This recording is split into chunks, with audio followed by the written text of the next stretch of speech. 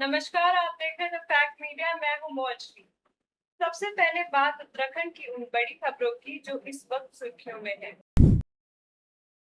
रुड़की से बड़ी राजनीतिक खबर है। शिक्षा व्यवस्था, पेपर लीक और युवाओं के भविष्य को लेकर कांग्रेस ने केंद्र सरकार पर तीखा हमला बोला है।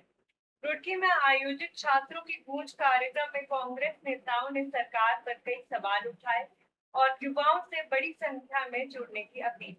रुड़की में आयोजित छात्रों की गूंज कार्यक्रम में युवा कांग्रेस के राष्ट्रीय अध्यक्ष उदय भानु ने कहा कि बार बार पेपर लीक होने से लाखों छात्रों का भविष्य प्रभावित हो रहा है। उन्होंने आरोप लगाया कि शिक्षा व्यवस्था लगातार कमजोर हो रही है। वहीं कांग्रेस के पूर्व प्रदेश अध्यक्ष प्रीतम सिंह ने कहा कि भाजपा सरकार में छात्रों को शिक्षा और रोजगार दोनों मोर्चों पर परेशानी का सामना करना पड़ रहा है। उन्होंने कहा कि युवा आने वाले 2027 के विधानसभा चुनाव में इसका जवाब देंगे। मंगलौर विधायक काजी निजामुद्दीन ने भी कहा कि लगातार पेपर लीक होने से छात्रों का आत्मविश्वास टूट रहा है। कार्यक्रम में युवाओं से 17 जुलाई को राहुल गांधी के कार्यक्रम में अधिक से अधिक संख्या में शामिल होने की अपील की। कांग्रेस ने शिक्षा और पेपर लीक को बड़ा मुद्दा बनाते हुए सरकार को घेरने की कोशिश की है। अब इस पर सत्ता पक्ष की प्रतिक्रिया का इंतजार रहेगा। की गूंज कैंपेन में हमारे यहाँ छात्रों के साथ रुड़की में इंटरेक्शन था। बहुत अच्छी बातचीत हुई और ये देखकर पता चला, इनसे इंटरेक्ट करके पता चला कि छात्रों के अंदर बहुत ज़्यादा डर भी है, सहमे हुए भी हैं कि उनको लगता है एक साल बाद ये बच्चे जब एग्ज़ाम्स देंगे, कम्पिटिटिव एग्ज़ाम देंगे, नीट के एग्ज़ाम देंगे और बाकी कम्पिटिटिव एग्ज़ाम देंगे, वो पेपर भी कहीं लीक ना हो जाए, इसका डर है। इसका डर इनके अंदर है। तो ऑफकोर्स मैं समझता हूँ कि माता पिता भी टेंशन में होंगे कि हमारे बच्चे पढ़ाई कर रहे हैं, जब इनकी बारी आएगी एग्ज़ाम देने की वो भी पेपर लीक हो गया तो बच्चों का करियर खराब ना हो, बच्चे इतने मेंटल प्रेशर में ना चले जाएं, इतने दबाव में ना चले जाएं, कुछ गलत कदम उठा लें। इस चीज़ को रोकना बहुत ज़रूरी है। आज देश का युवा जो है, इस देश का जो सिस्टम है उस पर विश्वास करना बंद कर रहा है और यही कारण है कितने युवाओं ने आत्महत्या कर दी, कितने युवा मेंटल प्रेशर में है। ये विश्वास वापस जीतने की ज़रूरत है। हमारा देश जो है सबसे बड़ा युवा देश है और आज यहाँ का युवा ही अगर हमारी सरकार पे और देश पे विश्वास नहीं करेगा तो इससे दुर्भाग्यपूर्ण और कुछ हो नहीं सकता। राहुल जी यही करना चाहते हैं, सिस्टम को ठीक करना चाहते हैं, अकाउंटेबल बनाना चाहते हैं ताकि जो छात्र हैं वो अपनी मेहनत, अपनी काबिलियत में आगे बढ़ें। अच्छा, ये जो सारा जो व्यवस्था है, ये व्यवस्था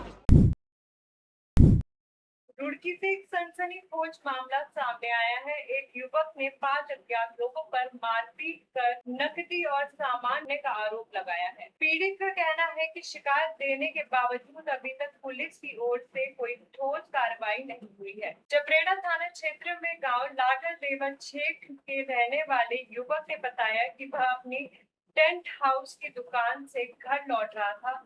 इसी दौरान 2 बाइकों पर सवार 5 लोगों ने देहरादून बाईपास के अंडरपास के पास उसे रोक लिया। पीड़ित का आरोप है कि आरोपियों ने उसके साथ मारपीट की और उसके पास मौजूद 23,000 रुपए, पर्स और अन्य सामान लूट किया। घटना 13 जुलाई की रात करीब 11:50 बजे की बताई जा रही है। पीड़ित ने गंगनहर कोतवाली में शिकायत दी है, लेकिन उसका कहना है कि अभी तक पुलिस की ओर से कोई संतोषजनक कार्रवाई नहीं हुई। इस घटना को लेकर ग्रामीणों में भी नाराजगी है। फिलहाल पुलिस मामले की जांच में जुटी है। अब सभी की नजर इस बात पर है कि आरोपियों तक पुलिस कब पहुंचती है। इनकी न्यू भारत टेंट के नाम से दुकान है तेलीवाड़ा में। तो टेंट का काम ऐसा हो, वार सवेर भी आते हैं, लगभग रात को 12 बज जाते हैं, 1 भी बज जाता हूँ। तो ये वहाँ से आ रहे थे और इनका कुछ कमेटी का पैसों का लेन देन था, जो ये वहाँ से पैसे कलेक्ट करके लेकर आ रहे थे। लगभग 23,000 के करीब थे इनके पास में। तो पीछे से 2 बाइक पर लगभग 5 लड़के थे, जिन्होंने इसे हाईवे के पुल के नीचे पनियारा बाईपास में रोक के और इसके साथ में मारपीट की। जब इन्होंने पैसे देने से मना कर दिया तो फिर इनके कंधे के ऊपर 2 बार बुड़क भरा मुंह से और सिर में कुछ, इनके पास में चक्कू या पाठल कुछ ये बता रहे कि वो सिर में मारा। जब ये मतलब ये हार्ट पेशेंट है, जब ये परेशान हो गए, वो मतलब नर्वस हो गए, तो तब वो छोड़ के भाग गए ना। किसी से दुश्मनी थी इनकी पहले? नहीं, इस तरह का तो कोई मामला नहीं है। किसी ने भाप लिया कि इनके पास में पैसे है और उसी के चलते हुए इनका पीछा किया गया। पीछा करके फिर वहां पे इन्हें टारगेट किया।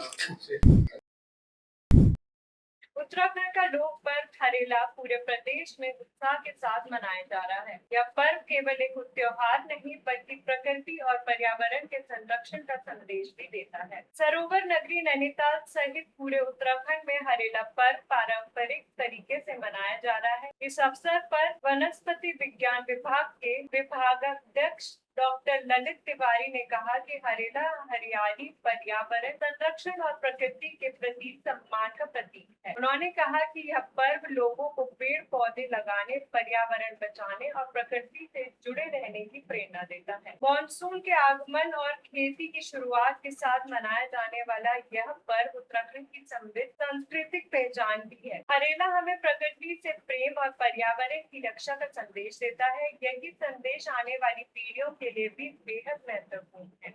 रुड़की के पिरान कलियर स्थित विश्व प्रसिद्ध दरगाह हजरत साबिर पाक में एक नई समिति के गठन को लेकर विवाद शुरू हो गया है। समिति के नाम से जारी एक विजिटिंग कार्ड सामने आने के बाद कई सवाल खड़े हुए हैं।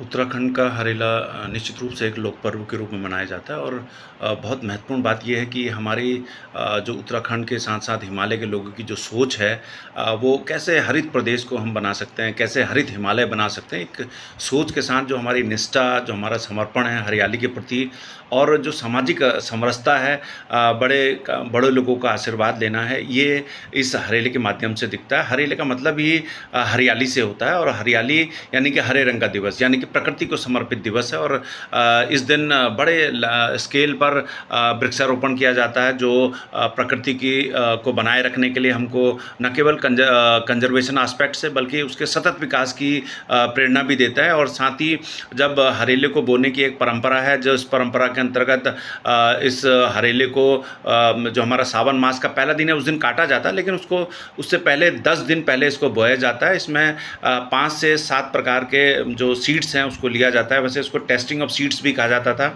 लेकिन इसमें सरसों के बीज, गेहूँ, धान और मक्का इत्यादि के बीज, गेहूँ और भट भी उसमें शामिल किया जाता है। उनके बीज इसमें लिए जाते हैं और उनको एक टोकरी में, मिट्टी की टोकरी में या गमले के रूप में जो लेयर रहता है उस पर इसको लगाते हैं। और 10 दिन पर जिसका हरेला जितना बड़ा होगा उसके पास उतनी खुशहाली आएगी, ऐसा माना जाता है। और साथ ही ये भी दिखाया जाता है कि जो सावन का महीना है उसमें ये शुभ दिन में ये काटा जाता है और सभी के आशीर्वाद स्वरूप कान के ऊपर रखने की इसको परंपरा है। और इस तरह से एक बहुत ही मौसम के जो बदलाव है, वैसे तो हरेला 3 बार मनाया जाता है वर्ष में, एक चैत्र मास में, एक जो हमारा श्रावण का जो आषाढ़ से शुरू होता है श्रावण में चलता है, तीसरा चैत्र मास के साथ साथ जो रामलीला का महोत्सव होता है उन दिनों भी दशहरा मनाया जाता है। हरेला तीनों बार प्रकृति के रंगों को दिखाता है कि प्रकृति पहला जब चैत्र मास में होता है तो गर्मी के आने का प्रतीक है, दूसरा बरसात के आगमन का जो सावन के महीने में मनाया जाता है, और तीसरा जो हमारा महत्वपूर्ण पक्ष होता है वो रामलीला के दौरान जब शीत ऋतु का आगमन होता है। तो हरेला निश्चित रूप से इन गहराइयों को भी हम सबको समझाता है, लेकिन सबसे महत्वपूर्ण इसमें होता है कि सुख समृद्धि की कामना के साथ कि प्रकृति तुम हमेशा खुशहाल बनी रहो, सुंदरता बनी रहो, ताकि जो प्राणी मात्र है वो आपसे आशीर्वाद ले सके, ये इसकी कामना रहती है। लेकिन साथ ही बुजुर्गों का आशीर्वाद, वो कहते हैं कि जी रहे जाग रहे, जब तक हिमालय से गंगा निकलती रहेगी तब तक आप की जो आप अनवरत रहें, इस तरह की शुभकामनाएं इस हरेले के माध्यम से दी जाती है। हरेला निश्चित रूप से एक लोक पर्व है, लेकिन मन को उल्लासित करने वाला और साथ ही पर्यावरण संरक्षण के साथ साथ पर्यावरण के प्रति जो हमारा प्रेम है उसको प्रदर्शित करने का काम करता है। सभी को हरेले की बधाई। अंजुमने खुदा में आस्ताना साबिर पाक समिति नाम से एक विजिटिंग कार्ड सामने आया है, जिसमें समिति का पंजीकरण नंबर और पदाधिकारियों के नाम भी दर्ज हैं। स्थानीय लोगों का कहना है कि इस समिति के गठन के लिए दरगाह प्रशासन से कोई अनुमति नहीं दी गई। सूचना के अधिकार यानी RTI के जवाब में भी दरगाह प्रशासन ने ऐसी किसी समिति को मान्यता देने से इनकार किया है। इस पूरे मामले के सामने आने के बाद स्थानीय लोगों ने इसकी निष्पक्ष जांच की मांग की है। अब इस मामले में प्रशासन क्या कार्रवाई करता है, इस पर सभी की नजर बनी हुई है। क्या कहना चाहिए? ये हमारा एक हमारा संगठन में आया है कि उन्होंने एक अपने तरफ से सोसाइटी किया है और सोसाइटी का क्या क्या प्रोसीडिंग हुआ है उसका भी तरीके से तसल्ली से जांच किया जाएगा और साथ में हमारा दरगाह कर्मचारी उससे कोई शामिल है डायरेक्टली और इनडायरेक्टली उसका भी जांच में जांच के उपरांत कुछ भी मिल जाता है उनके खिलाफ हम कानूनी कार्रवाई करेंगे। उत्तराखंड में पर्यटन और बेहतर सड़क रेल संपर्क को लेकर राज्यसभा सांसद नरेश बंसल ने सरकार के प्रयासों की सराहना की है। उनका कहना है कि नई परियोजनाओं से राज्य के विकास को नई रफ्तार मिली है। राज्यसभा सांसद नरेश बंसल ने कहा कि मुख्यमंत्री के नेतृत्व में उत्तराखंड में पर्यटन को बढ़ावा देने के लिए लगातार काम हो रहा है। उन्होंने कहा कि Delhi Dehradun expressway, all weather road, Rishikesh Karnaprayag rail line और रामनगर देहरादून ट्रेन सेवा जैसी योजनाओं से लोगों की यात्रा आसान हुई है। नरेश बंसल ने कहा कि बेहतर कनेक्टिविटी से राज्य में आध्यात्मिक, साहसिक और वेलनेस टूरिज्म तेजी से बढ़ रहा है। इससे रोजगार के नए अवसर बन रहे हैं, लोगों की आय बढ़ रही है और पलायन भी कम हो रहा है। सांसद नरेश बंसल का कहना है कि बेहतर सड़क और रेल संपर्क के साथ उत्तराखंड पर्यटन और विकास के नए दौर की ओर तेजी से बढ़ रहा है। पर्यटन को भी बढ़ावा देखिए, उत्तराखंड के प्रति माननीय मुख्यमंत्री जी का असीम स्नेह है और यहाँ के टूरिज्म को बढ़ाने के लिए अनेक प्रकार के प्रयत्न हुए हैं। दिल्ली एक्सप्रेस वे हुआ है, ऑल वेदर रोड हुई है, ऋषिकेश कर्णप्रयाग रेल लाइन बन रही है, अब और ट्रेन भी मिली है। अभी यहाँ से सोमनाथ तक की तीर्थ यात्रा के लिए यात्रियों को भेजा गया है। रामनगर से देहरादून की ट्रेन स्वीकृत हुई है। तो निरंतर इन चीजों पर पार्लियामेंट में, लोकसभा में, राज्यसभा में आवाज उठाई जा रही थी और उसको माननीय केंद्रीय रेल मंत्री जी ने स्वीकृत किया है। ये उत्तराखंड के लिए बहुत ही टूरिज्म को, व्यापार को बढ़ाने वाला कदम है। रामनगर से मेरे पास भी काफी प्रतिवेदन आए हुए हैं कि वहाँ की कनेक्टिविटी की आवश्यकता थी, देहरादून के लिए सीधी कोई ट्रेन नहीं थी, तो ये मिली है। तो हमारा तीनों प्रकार का टूरिज्म बढ़ रहा है कनेक्टिविटी के कारण से। स्पिरिचुअल टूरिज्म, एडवेंचरस टूरिज्म और वेलनेस टूरिज्म, ये सब प्रकार का टूरिज्म हमारे प्रदेश का बढ़ रहा है। प्रति व्यक्ति आय भी बढ़ रही है और रिवर्स पलायन भी इससे हो रहा है, बेरोजगारी कम हो रही है। तो हमारा राज्य निरंतर प्रगति के पथ पर है। तो फिलहाल इस बुलेटिन में इतना ही। देश, प्रदेश और उत्तराखंड की हर बड़ी और भरोसेमंद खबर सबसे पहले देखने के लिए जुड़े रहिए द फैक्ट मीडिया के साथ। नमस्कार।